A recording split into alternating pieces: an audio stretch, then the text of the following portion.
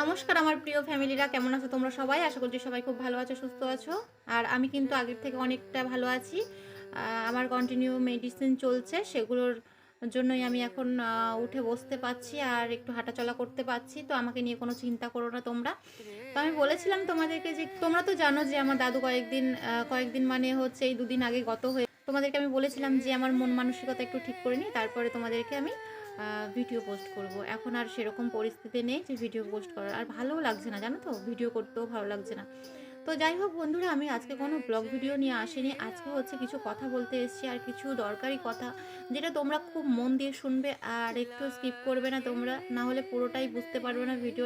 তো বন্ধুরা, আজকে আমি সাহায্য চাইতে এসেছি তোমাদের কাছে, আর মন দিয়ে পুরো ভিডিওটা তোমরা দেখতে থাকো। আর আমি কার জন্য, কিসের জন্য ভিডিওটা করছি সেটাও তোমাদেরকে আমি বলছি, ঠিক আছে?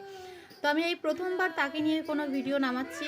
আমার চ্যানেলে এতদিন কাউকে কোনো দিন আমি হচ্ছে কোনো কাউকে নিয়ে আমি ভিডিও করিনি। তো আজকে আমি প্রথমবার কাউকে নিয়ে ভিডিও করতে চলেছি। তো কাকে নিয়ে করতে চলেছি সেটা তোমাদেরকে বলছি। তো বন্ধুরা, তোমরা কম বেশি সবাই জানো এপি ব্লগসের প্রিয়াদিকে, তোমরা সবাই জানো কম বেশি।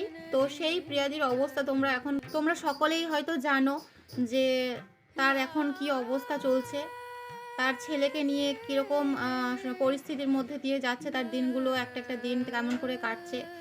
তো আজকের পিয়ারদির ব্লগটা দেখে আমার খুব খুব মানে খুব কষ্ট লাগছে। মানে কি বলবো, আমিও তো একটা মা, মানে আমি আর ভিডিওটা না করে থাকতে পারলাম না। তো এপি ব্লগসের দিদি ভাই সাহায্যের জন্য একটা ভিডিও নামিয়েছে, যে সবার কাছে সাহায্য চাইছে সে। তার ছেলে হচ্ছে আয়ুষ। তো আয়ুষ বাবার হচ্ছে আজকে, তোমরা সবাই জানো যে ওর 2 বছর ধরে সেমিয়া রোগে ভুগছে ও, কিন্তু খুব কষ্ট পাচ্ছে সে। তো তার চিকিৎসাটা খুব তাড়াতাড়ি করা দরকার। তো তোমরা তো জানোই যে থ্যালাসেমিয়া রোগের প্রতি মাসেই রক্ত দিতে হয়, কারোর 1 বোতল, কারোর 2 বোতল এরকম লাগে। তো তাকেও কন্টিনিউ দিতে হচ্ছে। তো সবসময় রক্ত পাওয়া তো একটা মানে পসিবল ব্যাপার নয়, তাই না?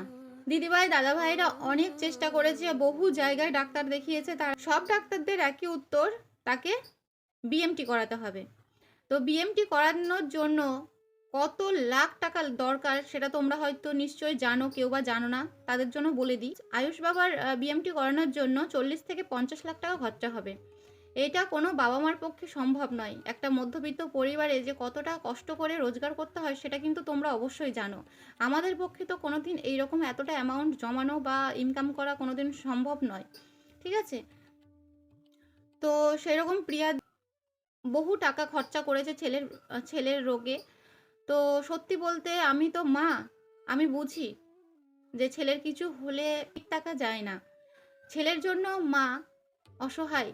আজকে একটা ছেলের জন্য মা সত্যি কতদিন আর কষ্ট সহ্য করবে বলো? কতদিন এই যন্ত্রণা সহ্য করবে? একটা মা হয়ে পারবে না। তার চোখের সামনে যে ছেলে ছটফট করবে, এই যন্ত্রণা সহ্য করা যায় না সত্যি। ডাক্তারদের পরামর্শ অনুযায়ী তারা বিএমটি করানোর জন্য রাজি হয়েছে, কিন্তু তাদের কাছে এখন অর্থ তেমন একটা নেই। সেই জন্য আমাদের সবার কাছে তার একটা অনুরোধ যে সবাই সাহায্যের হাত বাড়িয়ে দাও একটু। বেশি কিছু না, তোমরা 20-30 টাকা বা 10 টাকা, কেউ যে যেমন পারো দিদিভাইকে একটু সাহায্য করো। তার স্ক্যানার কোড দিয়ে দিয়েছে, দিদিভাইয়ের কমিউনিটি পোস্টে সব কিছু দেওয়া আছে। তোমরা যে সাহায্য করতে চাও অবশ্যই তা দিদিভাইয়ের চ্যানেলে যাও, গিয়ে পোস্ট তোমরা কিছু দাও, সাহায্য করো। আজকে আমি তোমাদের কাছে সেই কথাটাই তোমাদেরকে বলতে এলাম, যে হাত জোর করে বলছি বন্ধুরা, তোমরা প্লিজ দিদিভাইকে একটু সাহায্য করো। কারণ তোমরাও তো মা, মাসি, বোন, কাকিমা, জেঠিমা সবাই, তাই না? তো একটা সন্তানের কিছু হলে তোমরা নিশ্চয়ই জানো যে পরিবারের মধ্যে দিয়ে কি যায়। তো দিদিভাইয়ের মনের অবস্থা খুব একটা ভালোও নয়।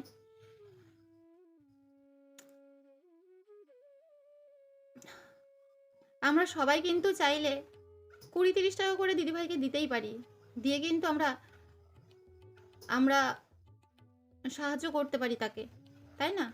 তো বন্ধুরা, তোমাদের কাছে একটাই রিকোয়েস্ট আমার, যে একটু সাহায্য করো তোমরা। কারণ দেখো, আমরা কত জায়গায় কত কি মানে এমনি খরচা করি, কত কসমেটিকে খরচা করি, কত কি জায়গায় খাবার দাবার খাই, ভালো ভালো রেস্টুরেন্টে যাই, ভালো ভালো খাবার খাই। কেননা ওই বাচ্চাটার জন্য একদিন আমরা বন্ধ করতে পারি না? একদিন আমরা ওই বাচ্চাটার জন্য একটু সাহায্যের হাত বাড়িয়ে দিতে পারি না বলো তো? তোমরা প্লিজ তোমরা দয়া করে ওকে একটু সাহায্য করো প্লিজ, তোমাদের কাছে হাত জোড় করছি আমি। তো আমি প্রথমবার এপি ব্লগ দিদিভাইকে নিয়ে এই প্রথমবার ভিডিওটা করছি, কারণ আমার খুব খারাপ লাগছে, আমি ভিডিওটা না করে আর থাকতে পারছি না, জানো তো? সেই জন্যই আমি আমার ভিডিওটা করা, কারণ আয়ুষের মতন নিষ্পাপ একটা ফুটফুটে ছেলে যে ওইভাবে অসুস্থ হয়ে পড়ে থাকবে, মানে ভালো লাগছে না, দেখে ভালো লাগে না।